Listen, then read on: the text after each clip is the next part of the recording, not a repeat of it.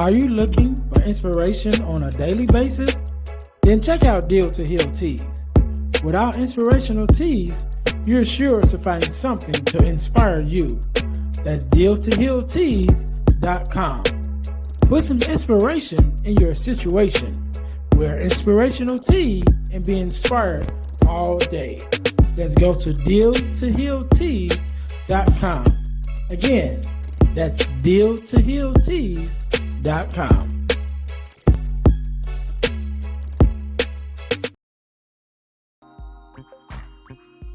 Hey guys, if you're enjoying this podcast, then I know you'll enjoy the Girl Dad Discussion podcast. I'm your host, Ernest James, and I believe the relationship between a daughter and her father is one of the most important relationships a young lady can have. And therefore, my mission is to promote the daddy-daughter relationship by sharing the voices of girl dads to the world. So check out our podcast on every platform where podcasts can be listened to. And if you want to watch the podcast, check us out on our YouTube channel. Again, that's the Girl Dad Discussions podcast with your host, Ernest James. Hey guys, this is Ernest James, host of the Deal to Heal with E. James podcast. And I got a question to ask you. Could you buy me a cheeseburger? Better yet, could you buy me a value meal? Yes? Well, guess what? I don't need a value meal. However, for the cost of a value meal, you can support this podcast to keep us on the air. Just go to Patreon/Deal to Heal podcast and choose any one of the 3 tiers that's available. And if you just want to make a one-time donation, go to Cash App and make a donation to $eJames, the number 418. Make a one-time donation to the Cash App, or again, go to Patreon to support this podcast and keep us on the air. Thanks in advance. Be blessed.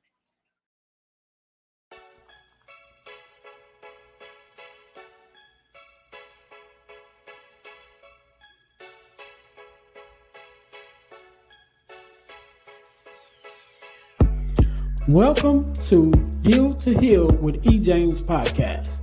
On this podcast, my guest and I will discuss topics and ways to help us to heal in every area of our lives. I believe that everyone can live a life that is happy, healthy, and whole. So I'm on a mission to help people to deal, heal, and fulfill. Deal with your problem, heal from the pain, and fulfill your purpose. Thanks for tuning in. Let's get to it. Welcome to the Deal to Heal with E. James podcast. I am your host, Ernest James, and I believe that everyone can and should live a life that is whole, healed, and healthy. And therefore, I'm on a mission to help people to deal, heal, and fulfill, to deal with your problems, to heal from the pain, and to fulfill your purpose. Thank you guys once again for tuning in to the Deal to Heal with E. James podcast. If you haven't already, make sure that you listen, like, and subscribe to all of our podcasts on all of your social media platforms, definitely our YouTube channel, and wherever you listen to your podcast at. Make sure you guys are letting people know that we're here, right? Don't keep it to yourself. Share it with somebody else that the Deal to Heal with E. James podcast is up and running. So make sure you guys let somebody know. Also, make sure you check out our partner podcast, which is the Girl Dad Discussions podcast, where I am also your host. On that podcast, we talk about the relationships with dads and daughters in order to combat the narrative of the fatherless daughter and the absent father. You don't want to miss it. Love great stories between fathers and daughters. Also, check us out on our YouTube channel because we share the same YouTube channel. So when you go to Deal to Heal with E. James podcast on YouTube, when you go there, you'll also be able to find the playlist and video list for the Girl Dad Discussions, as well as the Deal to Heal with E. James podcast. So make sure you guys are checking us out on YouTube. Make sure you subscribe. Again, don't keep it to yourself, but tell somebody else that we are up and running. Also, I'm going to tell you guys how you can win $100 from the podcast, but you got to stay into the end of the episode to get that information. All right. So as you guys know, we are a self-sustained podcast in a way that we keep our bills paid is by bringing you amazing products for you to purchase in order to support us. And so our product of the week is our ebook, The Core Four. The Core Four, which is the core four values that every daughter should get from her father. Again, that's the core four. It's the core four values that every daughter should get from her father. And you can find those that ebook at ebooksbyejames.com. Again, that's ebooksbyejames.com, as well as dealhealfulfill.org, which is our main website. You can go there and you will find the link to the ebooks there. And there's also other ebooks, but our product of the week is the Core Four, which is the core four values that every daughter should get from her father. And you can find that at ebooksbyejames.com. Also, check out our inspirational tea line with our inspirational t-shirts at deal to heal tees.com. That's deal to heal tees.com. Make sure that you guys are checking us out there. Again, thank you guys once again for tuning in to the Deal to Heal with E. James podcast. And today, just like any other day, we are blessed with the guest, Mr. Darius. How you doing? I'm doing well, doing well. Thank you for having me on. No problem, no problem. First of all, let me say thank you for being here, because I know you could be doing anything else, but you took out the time to be here with me and my listeners, and I definitely appreciate you being here.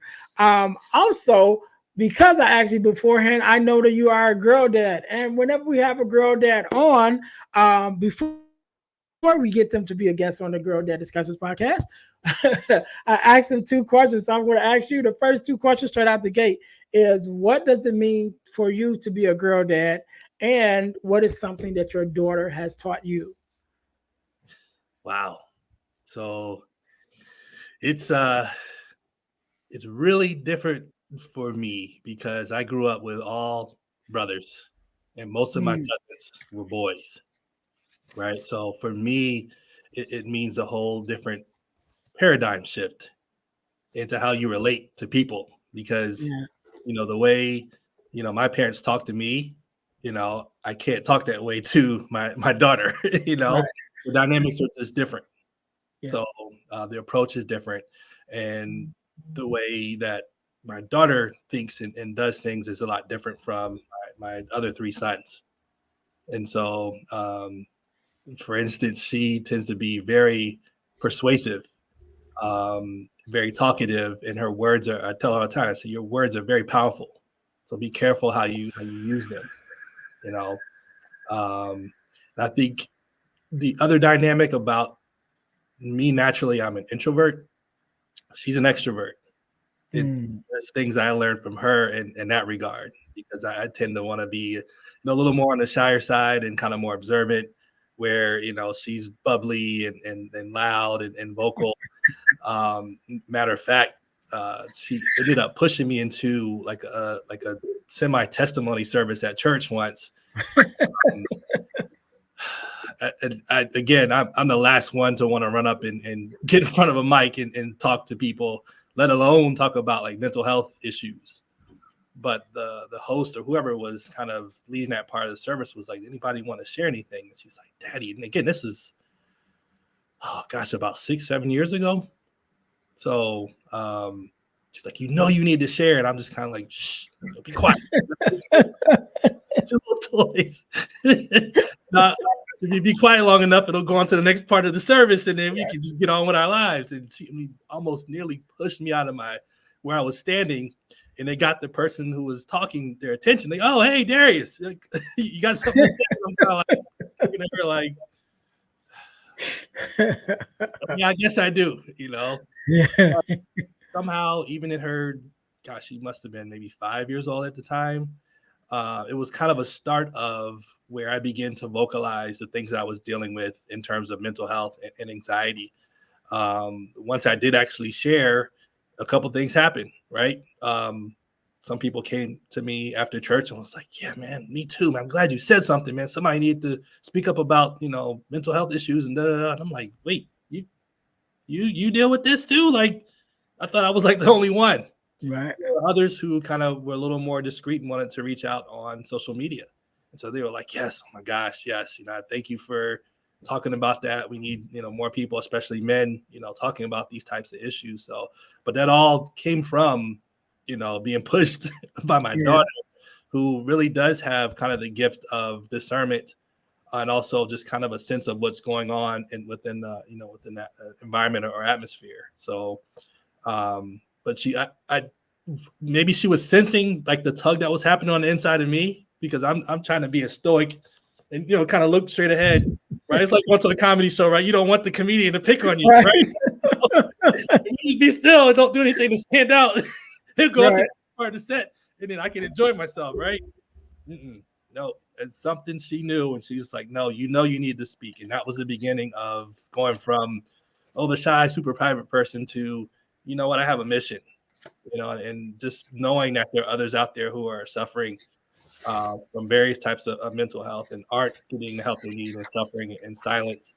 That little push that my daughter gave me was enough to kind of start me on that trail of, just showing up. Yeah. Pushing you to purpose. Yeah.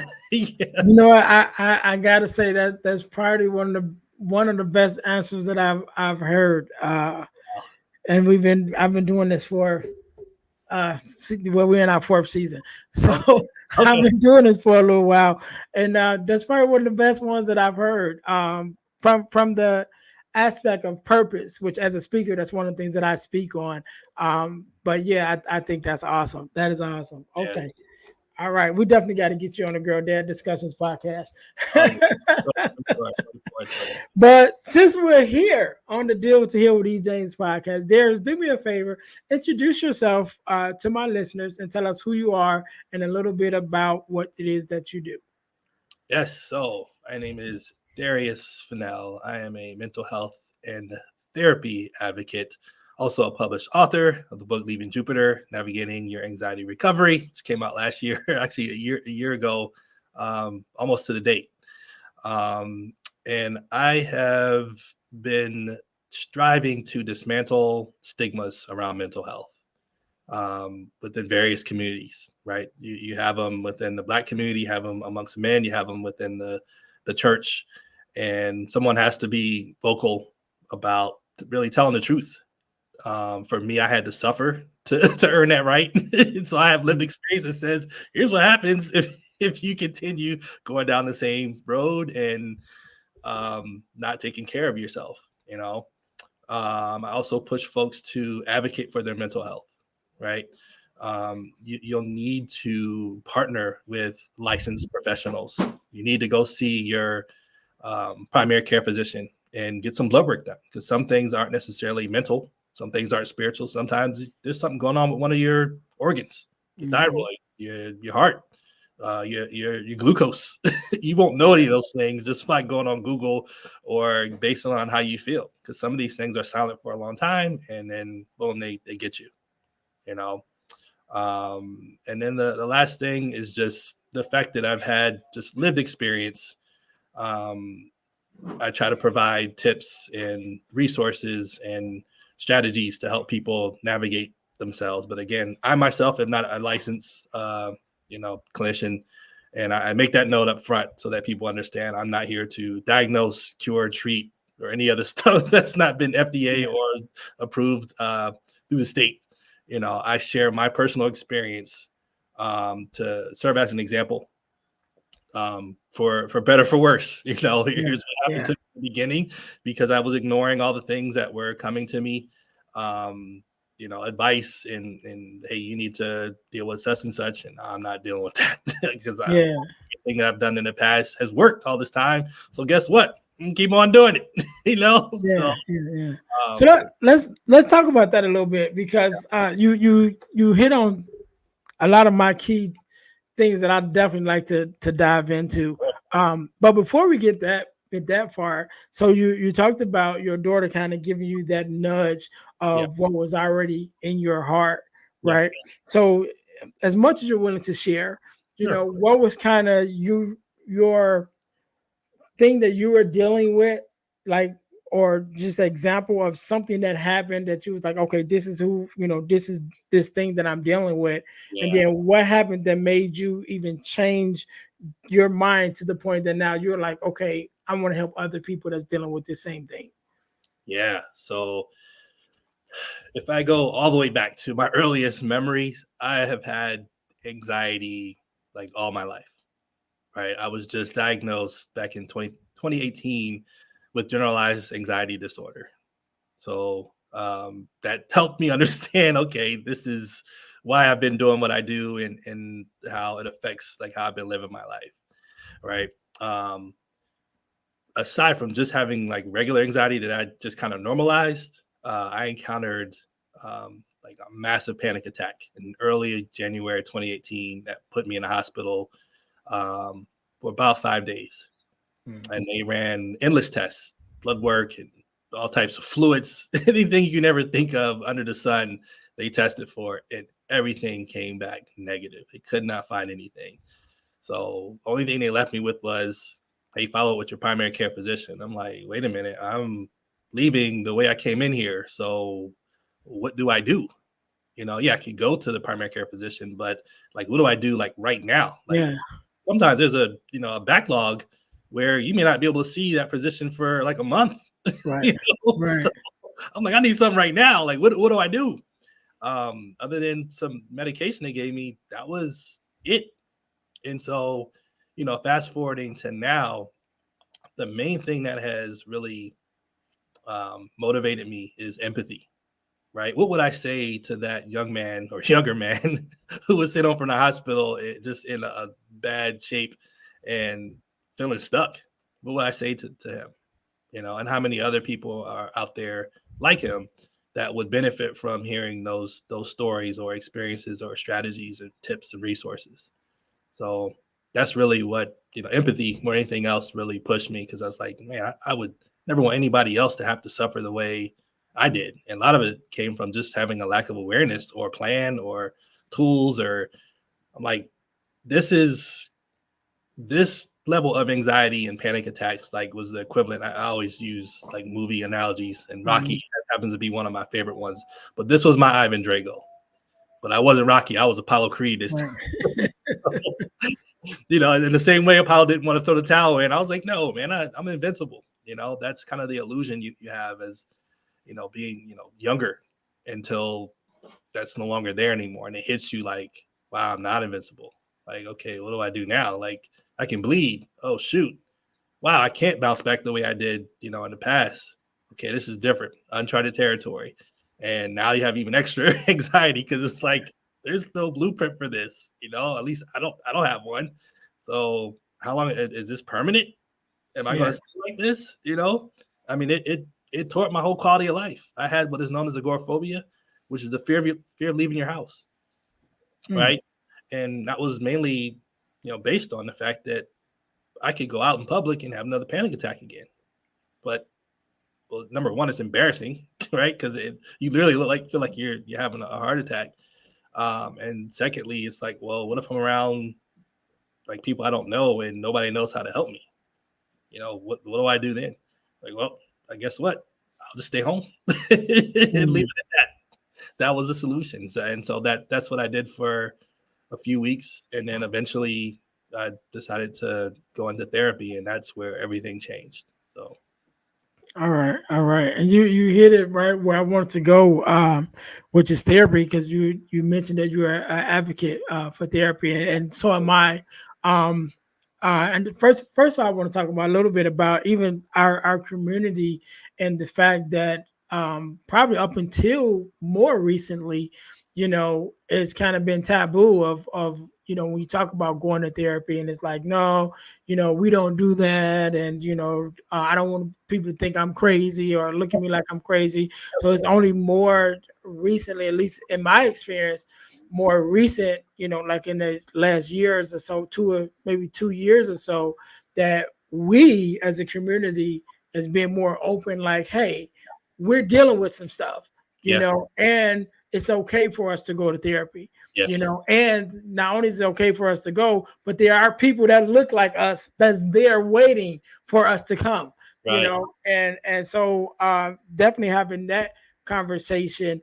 What do you find part is like one of the main issues with us, that's like I said, now the tide is kind of changing now, but maybe beforehand of what's like the cause of us even having those stigmas, and to be like, you know what I'm saying? Like we're okay when we know we ain't okay. You got that one Uncle Gus in the back room that nobody goes, you know what I'm saying? That your grandma tell you don't nobody go mess with Uncle Gus. You know what Love. I'm saying? Uncle Gus just got some issues he needs to Yeah. work through. You Yeah. know what I mean? Yeah. And if we get Uncle Gus the help that he need, you know what I'm saying?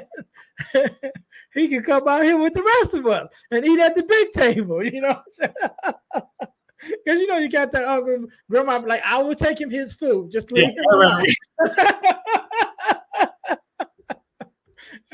remember. we're laughing, but it's the truth, right? It is. It is. So, like you said, this falls right into the whole stigma thing, right? It's really four main ones that I've noticed.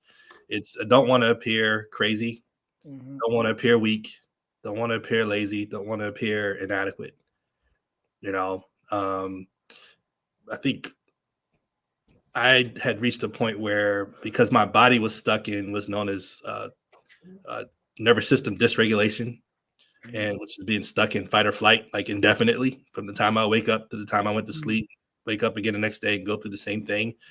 I stopped caring because I'm like, if I don't take some type of action, like this can't be my life. You know what I Right, mean? right.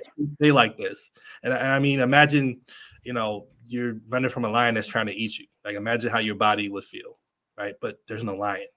There's no lion there, but that's Mm, your body and your mind, the rumination that goes through thinking of worst case scenarios in the worst type of way.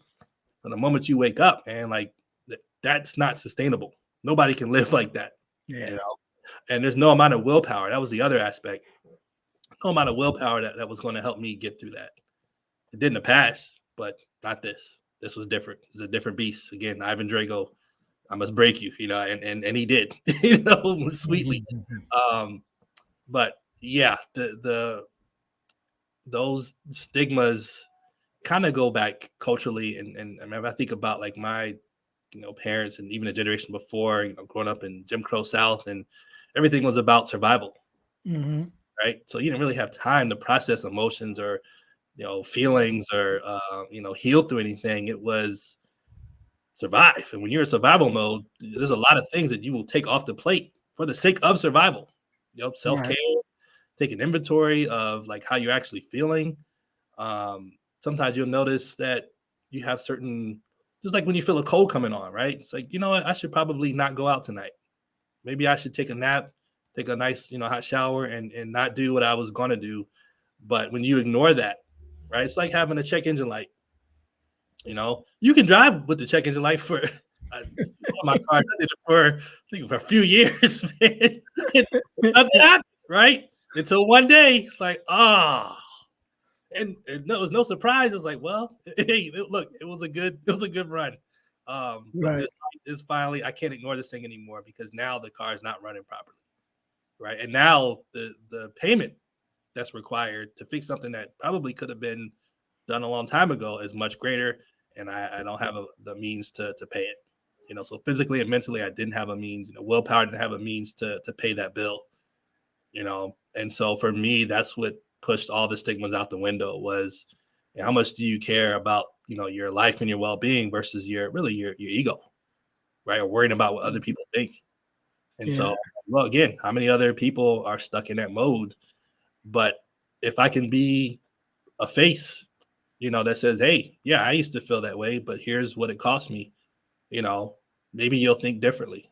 If I'm vulnerable enough to say, like, I even have a picture in my book where I'm in the hospital, and because I was so dehydrated and other things, again, not taking self-care, they had to take the IV through my jugular, and you can see the port going right here and wrapping all the way around my head, and that thing burned. Okay, because I don't think you're supposed to actually go through that, but it's like, hey, look, this is the only way we can get you medicine and get the fluids in you. So, and they poked me 4 or 5 times in my arm, and they couldn't get it. And I was like, oh man. But again, You know, all these things were culminating years in the making. And I had folks who didn't know each other independently telling me the same thing. You need to slow down. You need to slow down. A couple other folks, like my one cousin, was like, "Yeah, you should consider therapy." And I'm like, "Going no therapy? You know, that's reserved for. Do I seem crazy to you? Okay, Yeah. no, I'm not. I'm not doing that. You know." And that was as early as say year 2000. So I had a long time to hear these same messages come over and over again to really seek help that I need. And again, back then it would have just been a couple of adjustments, you know, different Yeah. mindsets, you know, maybe dealing with some things from my childhood. But it's hard to heal in crisis mode, right? Yeah. You got to put the initial fire out, right? And I didn't even know how to do that. You know, I had to learn things about how to, you know, ground myself and uh, find different exercises that would help calm me, right? But then there's the other thing was I was having side effects from medicines that I was given, right? So sometimes some of those exercises don't matter because this isn't a physical thing. This is a medicine thing.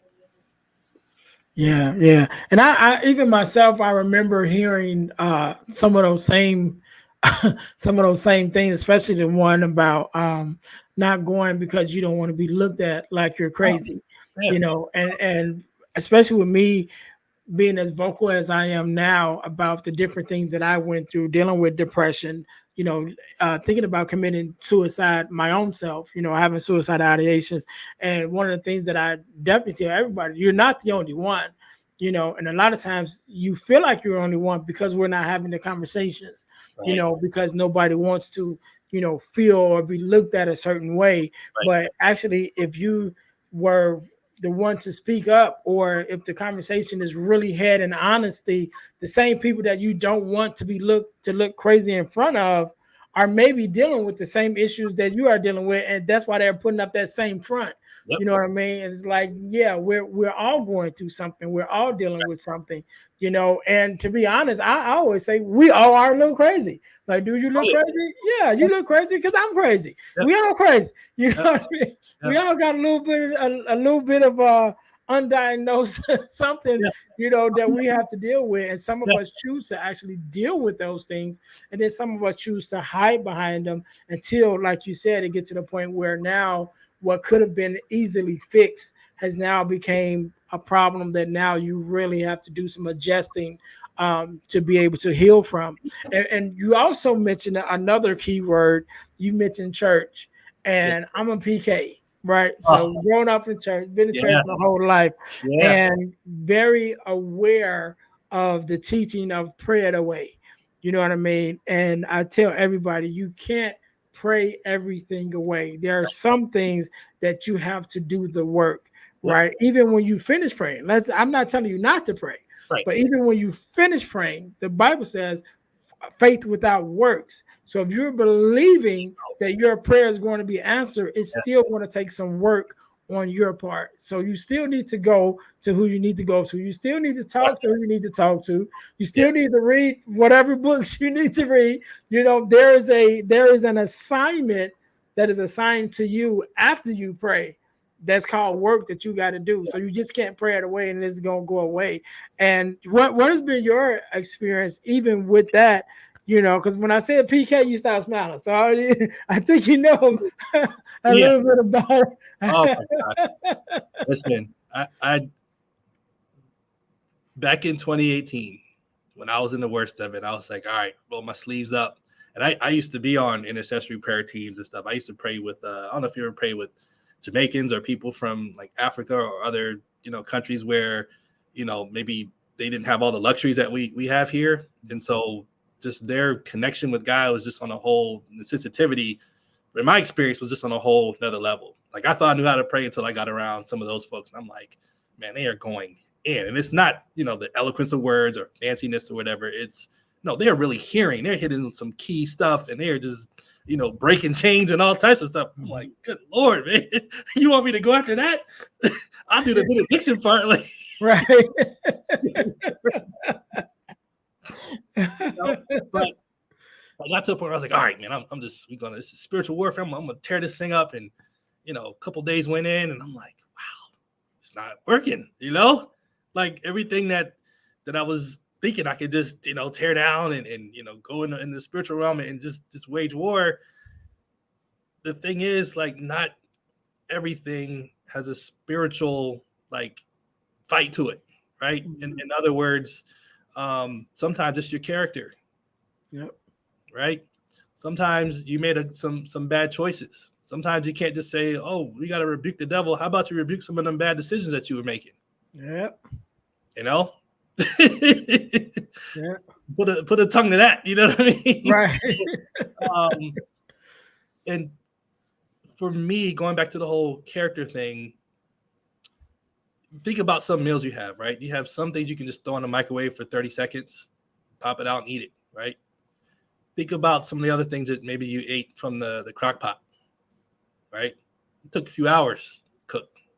But if you were to compare what came out of the microwave compared to that crock pot, I want that crock pot food. Because Right. it's seasoned, it's been sitting in there, all the stuff is just marinating and mixing it with the meat and the vegetables and everything else. There's no comparison.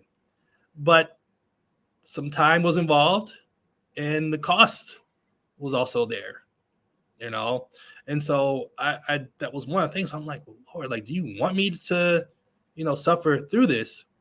And one of the things that I found out through therapy, and my first therapist is a Christian, and I thought I could come in there. This is me again in survival mode, and I tried to control the sessions where I was like, all right, give me what I'm supposed to do so I can hit these check marks, get up out of this, and go back to the life that I knew. Right. And there's a point where the Lord is like, I can't let you be that anymore for where I'm trying to take you. That does not fit. So I have to turn you over to your own devices so that you see that it utterly will fail. You despise your own way. And now, in the true essence of repentance, take on my mind, my word, and the things that I'm trying to get you to do. One of the biggest pitfalls that I ran into was identified on the first day. And man, it cut. Was externalizing my sense of worth and value, right? Getting it from performance, the things that I was able to achieve, the 4.0 in engineering degree and master's degree, and look at all these things I've been able to do, which are great things to do. I'm not condemning those things. I'm glad I was able to work hard and do that. But in the event that I never was able to achieve any of those things, it doesn't change my sense of worth and value, before the Lord or the people who truly love me. But I had attached and internalized. I grew up, you said you're a PK, but I was a TK, so a teacher's kid, right? Both of my parents taught in the school system for over 30 years. So we had expectations that were, on us about behavior, about academics, and how you were to reflect the family name, right? Every child will internalize that differently. I've never said my parents would blatantly come out and say, we won't love you unless you get an A in this class, right? That was never the case, but I internalized it that way. And so you take that into your adulthood to where you're so out of balance trying to do in order to feel a certain sense of like value that something gets neglected. And it's always something, either it's going to be your family because you're spending too many hours at work. It's going to be your health because you're not going to bed on time. You're not going to the gym. You're not eating the right stuff. In your 20s and 30s, you can get away with that, right? We always bounce back. And maybe around, I think 35, I started feeling my lower back or whatever, But when I hit 40, my body was like, hey, bro, this staying up till 3, wasting time playing video games or just 2-3 months go by and you haven't gone for a walk or gone to the gym to get on the treadmill. You can't do that anymore and then try to meet the demands of the day. Mm-hmm. No, we got something for that. You stay right there, right? Watch this. Yeah. And that's what ended up happening. The straw that broke the camel's back at a work assignment that would usually take about 3, sometimes 4 weeks. Well, I did it in 3 hours. I was like, yeah, got it done, right? Let me take a nap. My body was like, yep. And wait till you wake up. We got something for you. And that's where the panic attack hit me. So I wasn't thinking that this is what worried me. I wasn't thinking about anything. The one thing that was concerning me, I had already completed. I had to worry about it until the next month, right? So why is my body reacting like this if I'm not thinking about anything, right? I looked at my wife. I was like, look, I think something is really wrong. You got to like rush me to the hospital. I didn't want to say the word heart attack, but that's what was in my mind. Yeah. And on the way there, that's when that sense of invincibility, the illusion of invincibility was gone. I started thinking about the insurance papers. I was going to tell her, hey, it's okay if you remarry. Dang, did I do enough to pour into all the kind of end of life questions that should be 30, 40, 50 years down the road right here, And I'm like, this could be it. Like when we leave this house to go to the hospital, like even if I do come back, I may never be the same. And that was scary. Yeah.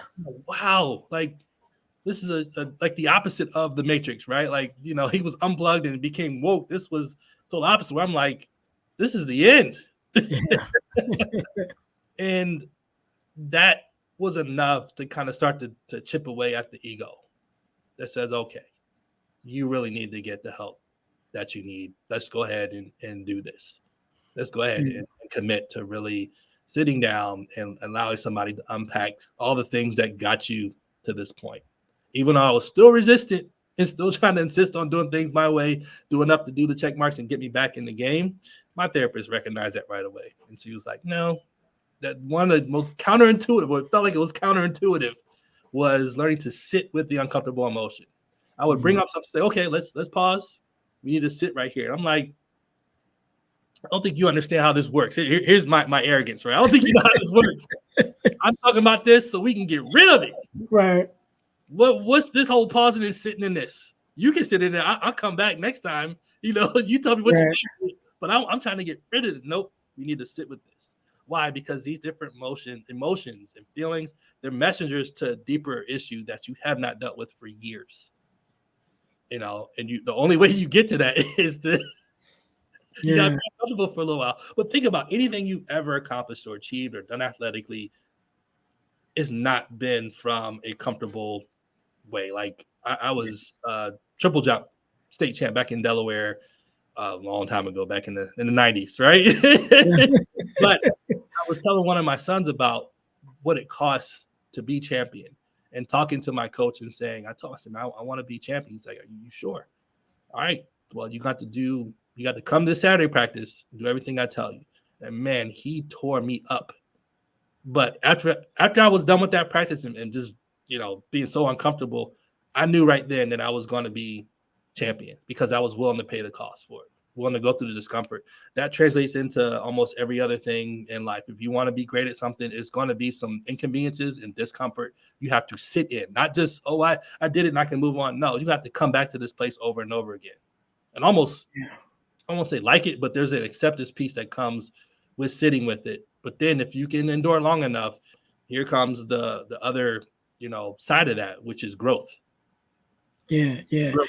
And I'm listening to what you're saying, and it is hitting the core with me because I remember going through all the emotions that I was going through when I was dealing with grief when my mom passed away, and fortunate for me, I had been to bereavement support before, from when my mother-in-law at the time passed away, who I was really close to. Okay. And so when my mom passed away, I, was okay with going to get that that help that I needed. Right. And even though I didn't actually go to a therapist, but the support group to be with people that was going through or had been through the same thing that you've been through was able to allow me to, again, sit with my own emotions while listening to the stories of others, and how they came through, overcame, or were currently going through, but allowing myself to be able to sit in those spaces and have those conversations definitely opened up a world to me. And that's why I'm so vocal about what I've been through and the fact that, I sought help, and so I'm a big component of therapy myself. And if not therapy, whether it's a therapist or group therapy or group sessions, or wherever there's like-minded people, to be able to have the conversations and to be vulnerable enough to be like, look, this is me. Yep. I'm I'm going through. I need help.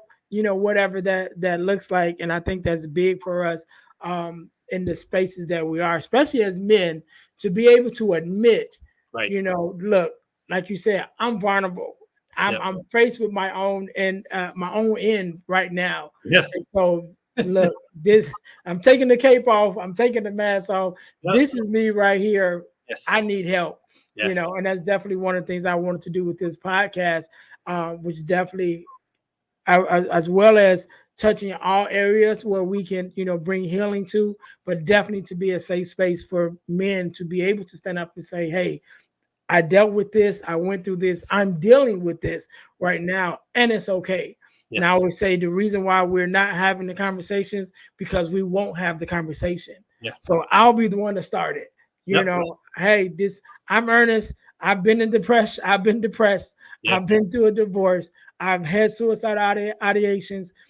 All of that. This is Yep. who I am. So Yes. now it frees up the other men to be able to say, like you said, when you spoke at church, hey, I was going through that too. I'm glad somebody said something, because a lot of times we're just waiting for the invitation. Yes. You know what I mean? Like we want to talk about it. We want to deal with it, especially as being men. We always want to fix stuff. So we definitely want to fix it. But I don't want to be the first one to say something, you know what I mean? It's that kind of initial feeling where you don't want somebody to be like, man, what's wrong with you, man? Like, you know what I mean? You don't want that initial feeling.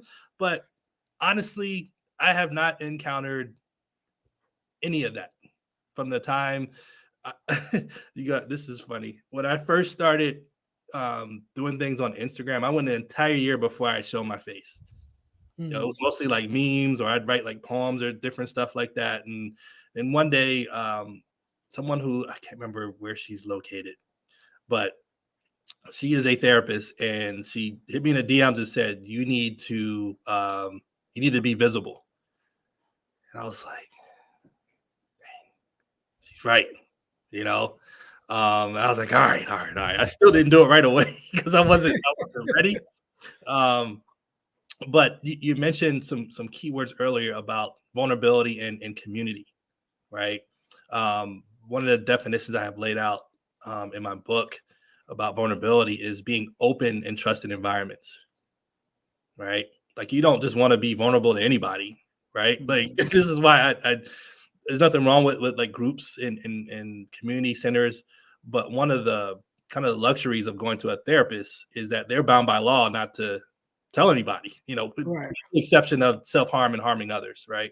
But everything else cannot leave that room, and they're trained, they should be trained in compassion and empathy, so that when you're sharing things, likely it's not anything they haven't heard before, right?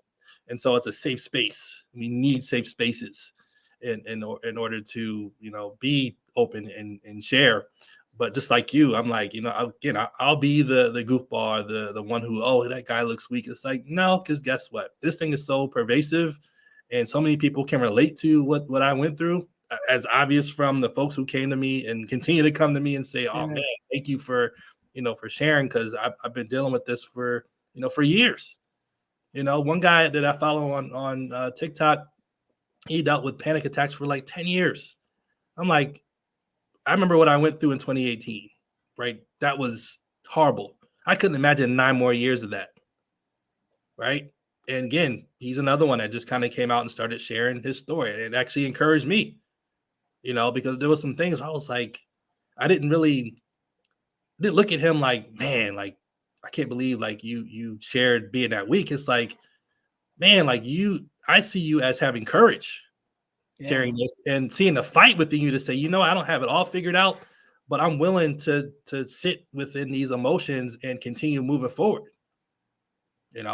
So from that standpoint, like sometimes you need that little encouragement to just get through that single day. Yeah. And that's why I'm big on community, man. And I've said like-mindedness, like in every area, not just in, therapy or in things that you're dealing with, but just in every area of your life, you need community, Yeah, right? And in the very beginning, we talk about church. In the very beginning, God said it's not good for man to be alone, yeah, and He wasn't talking about just the companionship of a woman, but it's not good for us to be alone. Period. And right, we weren't made to be alone. You know what I right. mean? Like we're made as a community to be able to support each other, uplift each other, and give each other, the things that we need. So I'm definitely big on community and making sure that we come together, and for whatever reason, Yeah, that it's coming together. So there's before we get out of here, I want to talk about your book sure. real quick. Um, I leaving Jupiter, right? That's the name of it. Where did you come up with the name, and how does the name reflect the book? And then tell us a little bit more about the book. Yeah, so it's really kind of a metaphor, right? Like Jupiter is like the largest planet in our solar system, right? The gravity there is almost 2.5 times what it is here on Earth. There's really no known like ground surface to stand on. The air there is not something that we can breathe, and like the windstorms are just like incredible, right? Imagine, actually being there and trying to like escape on your own, right? It would be impossible, and for me, that's how debilitating anxiety felt. It felt like I was on Jupiter and there was no way to get away from this place, you know. So, but the subtitle is navigating your anxiety recovery. Is, again, I'm pushing you towards, you know advocating for yourself to get the help that you need, and these different people can help equip you with the things that you need to actually leave that awful planet or place called anxiety. So that's kind of where the name came from, and I was like, man, like, picture yourself actually being there on that planet and trying to leave. There's no way you could get out of there on your own, right? So again, here's some tools, some tips, and things that can help you navigate your way out there, but knowing that you're going to have to connect with other folks to do that, right? And it starts with your awareness, right? Again, we talked about making sure you go to your primary care physician and get some blood work done, right? Get a baseline, get all that stuff done, rule it out, right? Okay, if it's not physical, cool. At least you know where your last set of stats were in terms of all your little biomarkers and stuff. So if something does come up, you have a history that you can give to a doctor or a hospital, and okay, well, then we know this is new, or no, this isn't new. You've had this before. It looks like it's getting, you have something to kind of give context to what you're dealing with, right? Um, Secondly, or even before that, I stress the importance of having a journal. Again, I Mhm. don't have a photographic memory. So a lot of things that I would go to my doctor with, I had it all written down, and so nothing skipped. Every last symptom that I'm experiencing, I'm going to write it down, because guess what? Whatever diagnosis or prognosis that I'm given is based on what I tell the doctor, along with the readings that they get from the different tests. So if you start leaving stuff out, you might get something inaccurate on the other end of that, right? Same thing with therapy. Write down all the stuff that you're dealing with, all the stuff that you're feeling, right? Take that in and talk about it, right? You're not going to deal with all this stuff in one session. Right. It gives the therapist an idea. Okay, here's some tools that we can, work with, or here's some conversations that we need to have, or here's some exercises that I'll have you do, or what, this sounds more like a physical somatic issue within your body. Here's some, tools that I can give you to work with that. But they're not mind readers. They're humans just like us, professionally trained, but not mind readers. So you need to be able to share all that. So it's important to me to have it written down, right? Second section is about equipping, right? How do I find a therapist? What tools exist out there? How do I go through my employment, right? That has a lot of employee assistance programs that won't cost you anything, because it's just part of your compensation package, right? Mm. You may get, I think my first time I went to therapy, I had 10 sessions for free. That was just part of the package, right? And they had a system to help you identify um, a therapist. I was able to find mine, like, I don't know, within 30 minutes or less, because Mm. you're able to put in the right filters and Right. the different specialties that you think you like, and that eliminates a whole bunch of other folks that don't meet that criteria. Um, And so, ironically, even though I found that therapist, I waited until my crisis time came to actually go. Right, whole nother story. And then the third area is execution. Right, like what types of, you think about a map. Right, the map shows you kind of the global, kind of where you are and where you're trying to get to. Right, so mindset. This is the what do you call the abbreviations? Got the word. We use it, did the job on Acronyms. acronyms. Mindset. Anybody that listens to the podcast know I love acronyms, so I, Okay. I knew that one. Okay. Yep.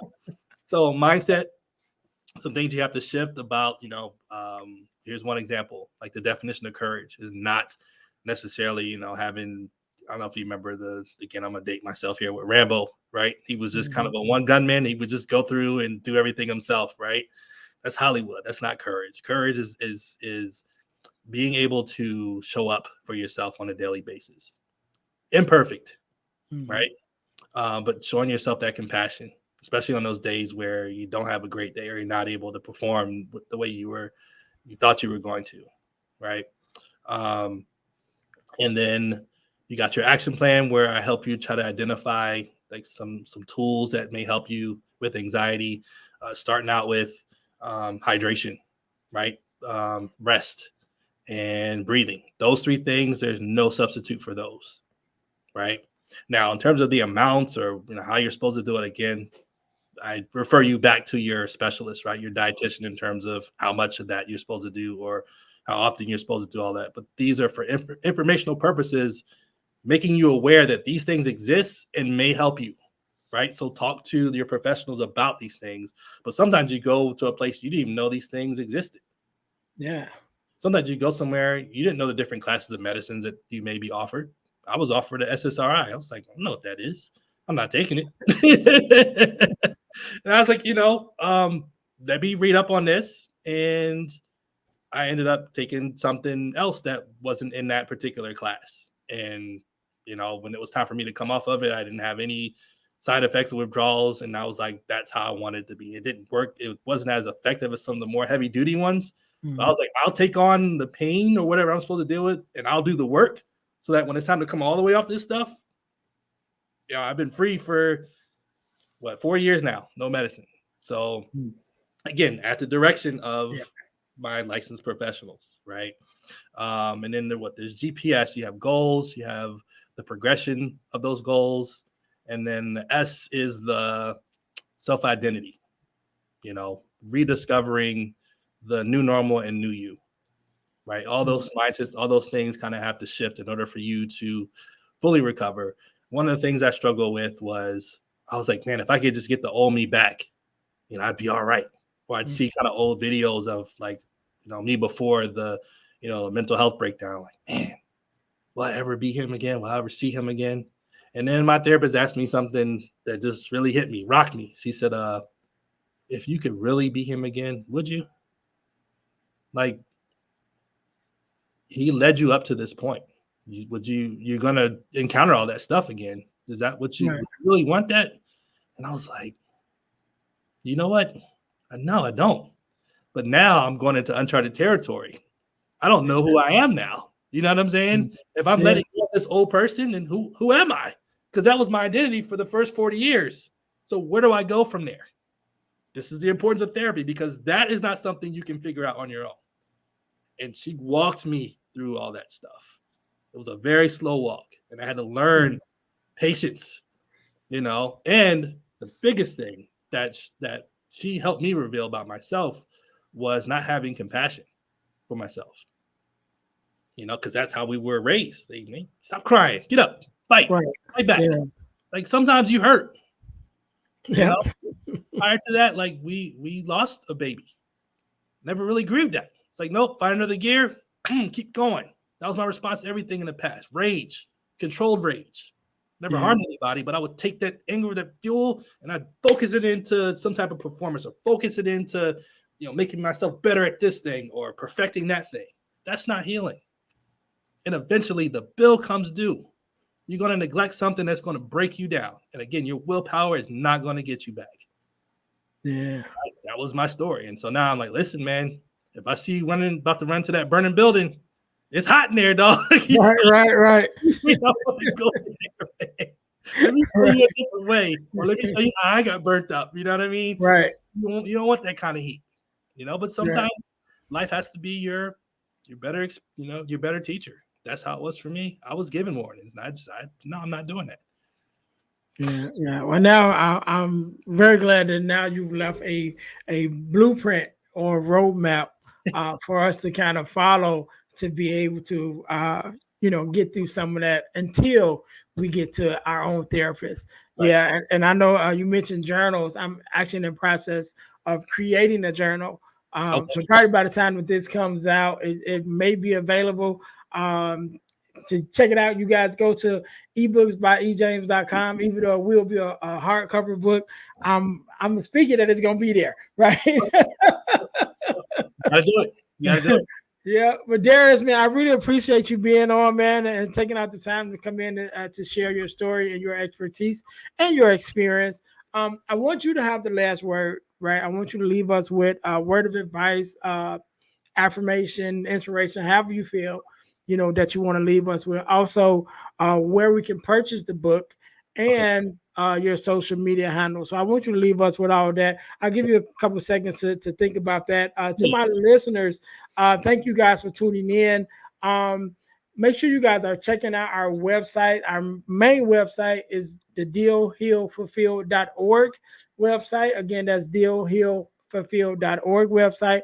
Also, check out our website for our inspirational teas, which is deal, the number two, heal teas, deal2heal teas.com. And last but not least, we talked about a little bit earlier today, ebooks by ejames.com, where you can find several ebooks there, including a ebook to start your own podcast. For those of you that are listening to podcasts, say, I think I could do that, but I don't know where to start. Go to ebooks by ejames.com, and there's a ebook there that I wrote called Start Your Podcast Now in only 3 steps. So you guys can go there and check that out. Also, one of the things I'm happy to talk about, I've been blessed to be a part of an organization called the Forgiveness Mission. And one of the things that we do, we have free virtual workshops every quarter of the year talking about forgiveness, what it is, what it's not, forgiveness of self, forgiveness of others, even forgiveness of the world. And it's at no cost, it's free. And so we do this every quarter of the year. So whenever you're listening to this, either one just passed or one is coming up. So you can just go to forgivenessmission.com to see when is the next free virtual workshop, or go to Eventbrite and look up forgiveness workshop. You should be able to find it there. So make sure you guys go check that out. Last but not least, I told you guys I would tell you how you can win $100 from the podcast. So you can win $100 from the podcast by entering our super subscriber contest. So you must subscribe to our YouTube channel, to our Facebook page, and to our podcast on Spotify.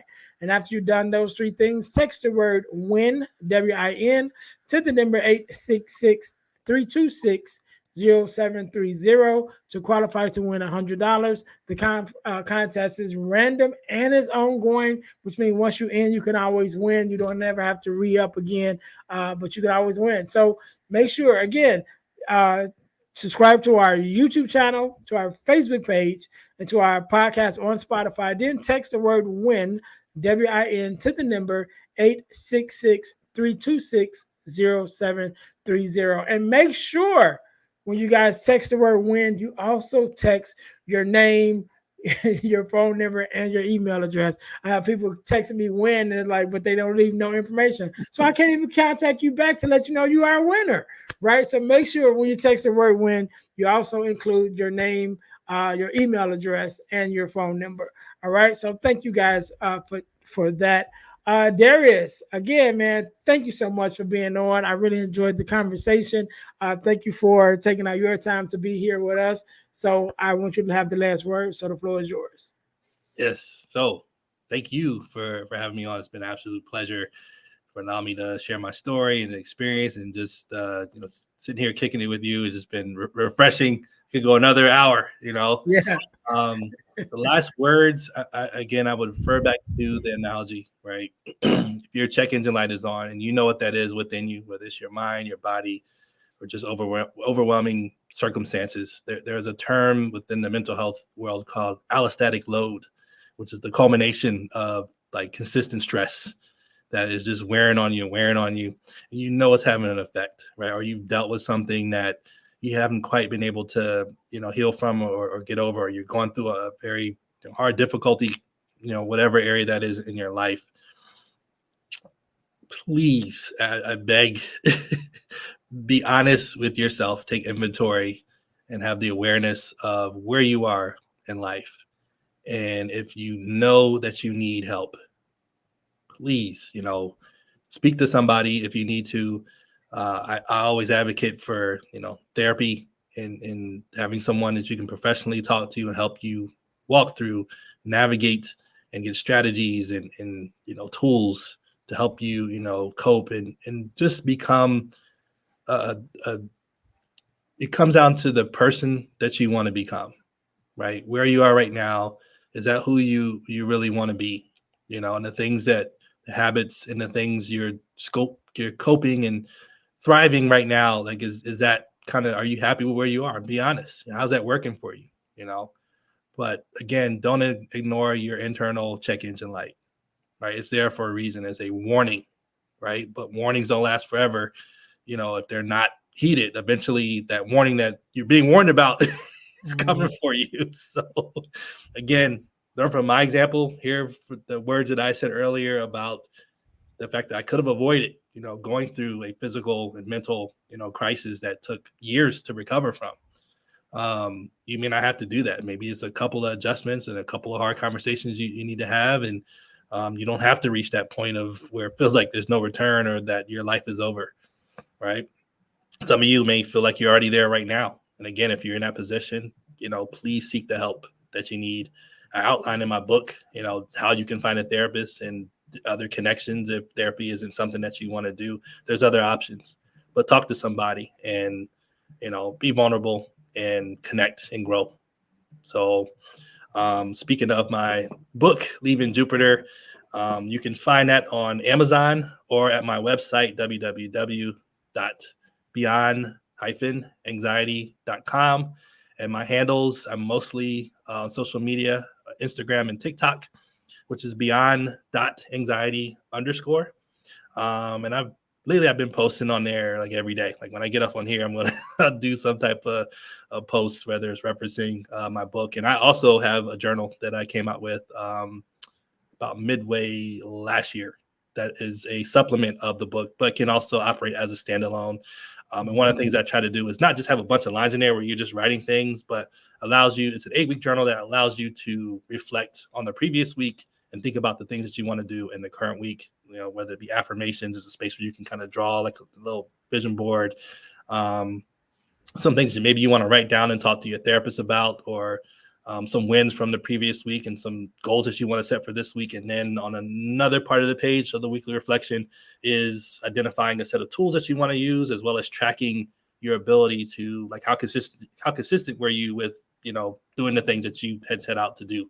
And then there's a space where I actually have you write in like somebody's accountability name. So you're not working in a vacuum. If you set your own goal, you don't meet it. Okay. But if somebody has the right to ask, you're a little more prone to want to actually complete it, because they're going to say, hey man, how's some push-ups going? Or, hey, did you exercise this week? Or, hey, were you able to go to therapy? The fact that somebody can ask, and the fact that it's being done in love, you realize it's not just about you. You're connected to a community and people that love you and want to see you do well, and it'll rub off on you and you want to do well as well. So that's my story. And again, thank you for having me on. And again, I hope everyone can really, really take to heart the words of just getting the help that you need. Advocate for yourself. You're so worth it. That's the other thing. When you get to where you are established, like I had to realize, there's so many other people that need to hear your voice, will need to hear your story. My story is unique, and there's like a genre of people that I'm able to connect to. But the people that you may be able to influence, I maybe don't have that same connection, and the world will be at a loss if you don't speak up. So that's the other thing of not just being able to get to where you want to be in life, but the other people that are watching. And especially if you have kids, you actually are modeling how they're supposed to live, whether you like it or not. So that's the other thing. If you can't pull together for yourself, think about what you're leaving behind and what you're passing down to the next generation. So. All right. We can't end it no better than that. To my listeners, thank you guys once again for tuning in to the Deal to Heal with E. James podcast, where our mission is to help you to deal, to heal, and to fulfill, to deal with your problems, to heal from the pain, and to fulfill your purpose. Until next time, you guys be blessed. Hey guys, I know you're enjoying the podcast. However, don't forget to join our text line at 866-326-0730. That's 866-326-0730 in order to receive text messages with new events and things that is going on and new episodes as they release. All right, see you in a minute. Thanks for listening to the Deal to Heal with E. James podcast. Remember to listen, like, subscribe, and share. This episode has been brought to you by Deal to Heal Teas. Put some inspiration in your situation. Wear an inspirational tea and be inspired all day. Let's go to dealtohealteas.myshopify.com. Remember, our mission is to help you to deal, heal, and fulfill. Deal with your problem, heal from the pain, and fulfill your purpose. Thanks for listening.